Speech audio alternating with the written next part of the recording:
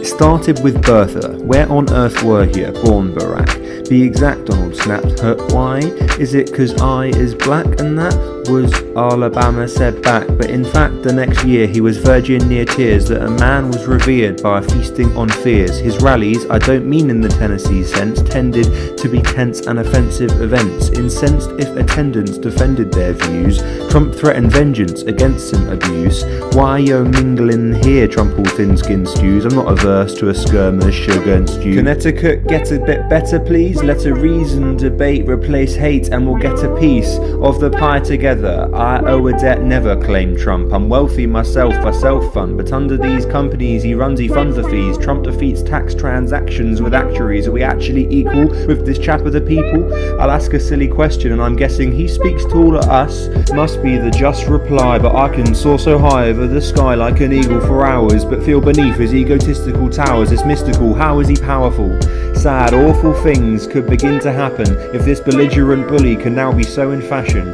Heading south to go to here and north to go to there, trekking everywhere with impeccably kept hair and a spray of Montan a man shouldn't wear. To be fair to the tan and the hair, they can sustain their campaign a fair bit better than the main competitor who let it get to her. She got ill, annoyingly. I mean, you could have just avoided the press. Life carries onerously on, yes, but you would lose less if you were less useless. The Massachusetts speaking to the masses, Hillary, was it'll be the same. So fascists pilloried your lame aim for change disdainfully, cause if on your list of funders it's painfully clear who runs this politician, investment banks whitewashing the system, it screams I've got no time for crimes of a white collar, I don't really want to bother. Trump had more fans than Mandela wherever he travelled about. North and South, Carol, I never need to doubt. I can vouch I'm a Missouri loser. If I do lose, I choose to refuse.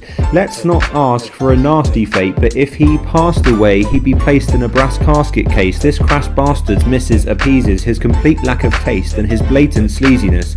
I'd have hoped that being groped was a nope, but the moment he spoke La home of the brave and the land of the free seemed only so if you had no pussy. Perceivably, he evilly even can tuck either of his hands beneath the woman's pants and his pole would rise. This guy's derided the weak, the needy and Louisiana PC brigade can't stop the hating no more. No one was concentrating. In the anatomical sense, his hands are too comically small to build fences or walls against the defenceless, but hence this Dennis-esque menace. So turns out to be, so undoubtedly, a new amateur president, with only skills that aren't relevant, evident. With the calm aura gone from politics, journalists throw shits to see what sticks. Washing tons of dirty linen, squirting women would surely take the piss, but this was fake news. Like his mate used, to put in place the new face of the states. You tarnish me again, CNN, New Mexico remarks, and I've had enough of this farce.